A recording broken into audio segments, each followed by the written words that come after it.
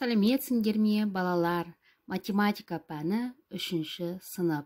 Тақырыбы бекіту 136-шы сабақ. Осы сабақта қол жеткізілетін оқу мақсаттары оқу бағдарламасының сілтеме. Бөліндінің бір разрядында 0 болатын кезде 3 таңбалы санды 1 таңбалы санға бөлу алгоритмін және кері амал алгоритмін қолдану. Психологиялық дайындық. Кәне біздер ойлайық, ойымызды жинайық, қандай есеп болса да шешпей оны қоймайық. Олар кітабымыздың 17-ші бетін ашайық. Бірінші есеп бізге өзіндік жұмыс ретінде берілген есептерді шығар.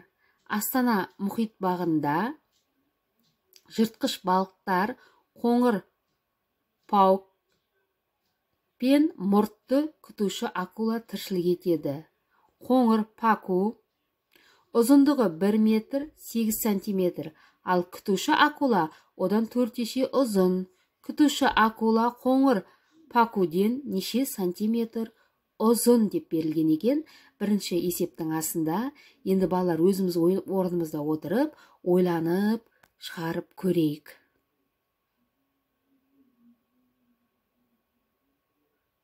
Балалар өзіміз шығарайық, содан кейін тексереміз.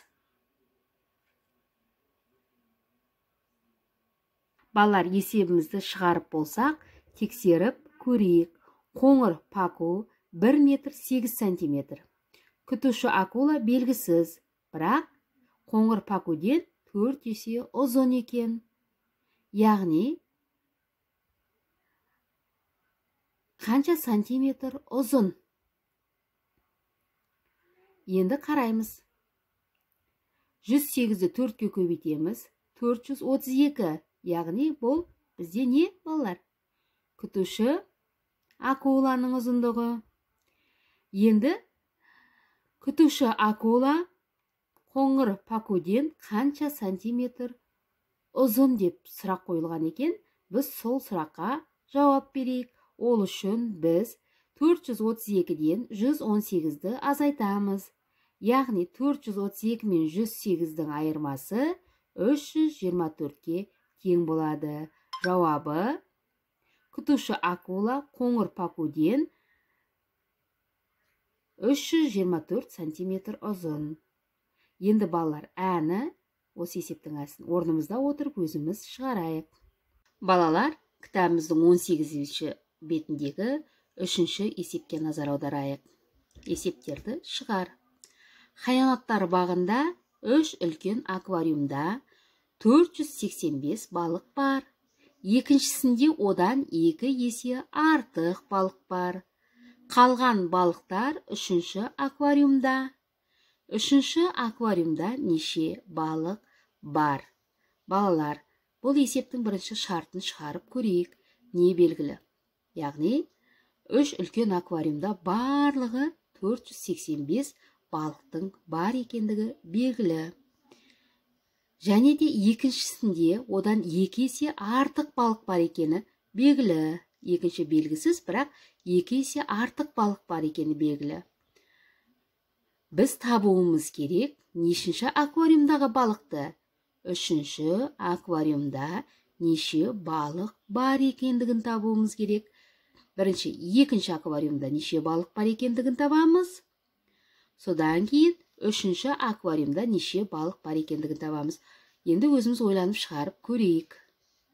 Есепті шығарып болсақ, тексеріп көрейік.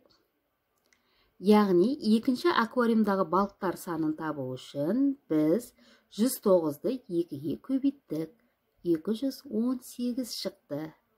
Бізде барлығы балар 485 болған. Одан азайтамыз 109-ды. Ол 1-ші аквариумдағы балықтар саны. Ал 2-ші аквариумда бізде 218 балық бар. Яғни 109 бен 218-дің қосындысын жақша ішіне аламыз. 485 азайту жақша ішінде 109 қосылған 218 тең 158-ге. Жауабы 3-ші аквариумда 158 балық бар. Жарайсыңдар балалар, сендер де осылай шығарды деп ойлаймын. Балалар, кітабымыздың 19 бетіндегі 6 есепке назар аударайық. Математика күнделікті өмірде. Кішкентай су тасбақасына арналған аквариум еденінің ауданын есепте.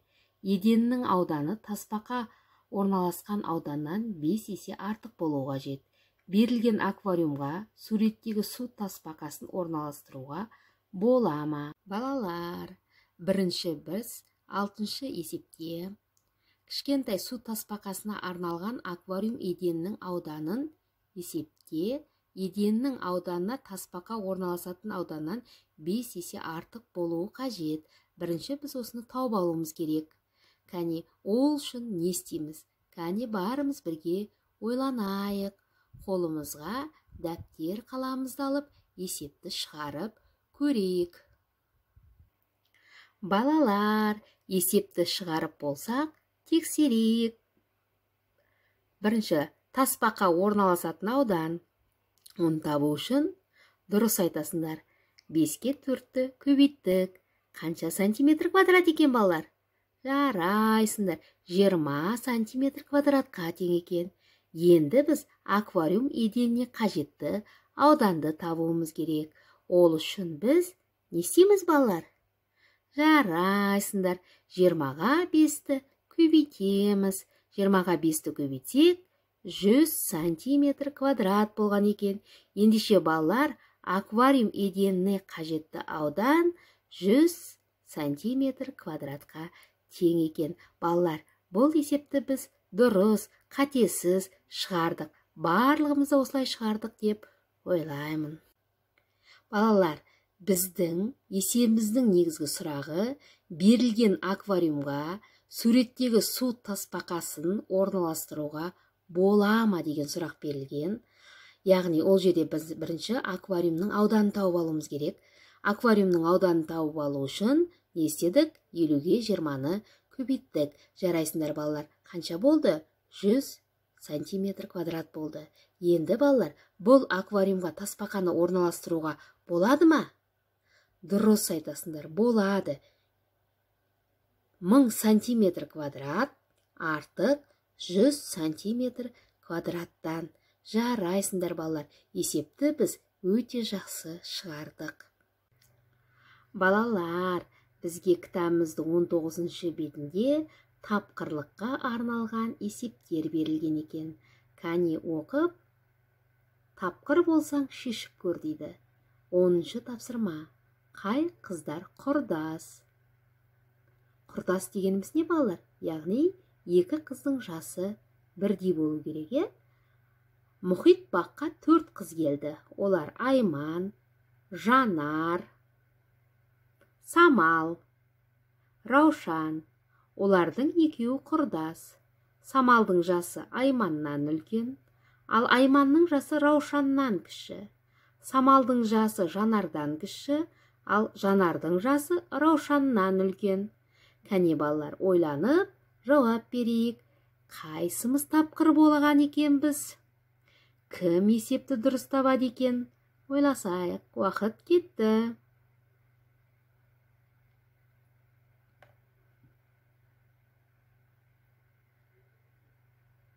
Кәне өз ойымызды айтамыз. Кәне тексеріп көрейік балалар. Кім? Раушан және Самал екеуі құрдас екен. Жауабын тексеріп көрейік. Жарайсыңдар балалар. Біз барлығымызда тапқыр екенбіз. Есепті дұрыс шығардық. Балалар, үйге тапсырма 19 беттегі 7-ші, 8-ші есепті шығарып келеміз. Бүгін сабақта не білдік? Не үйрендік? Не ұнады? Қандай көңіл күйде болдың? Қай кезеңі қиындық туғызды? Келесі сабақта қай кезеңнің қайталағанын қалар едің? Қай кезеңді түсінбедің? Өз ойымызбен бөлісе отырайық балалар. барлықтарыңа сабақ ұнады деп ойлаймын. Сау болыңдар. Назарларыңызға рахмет.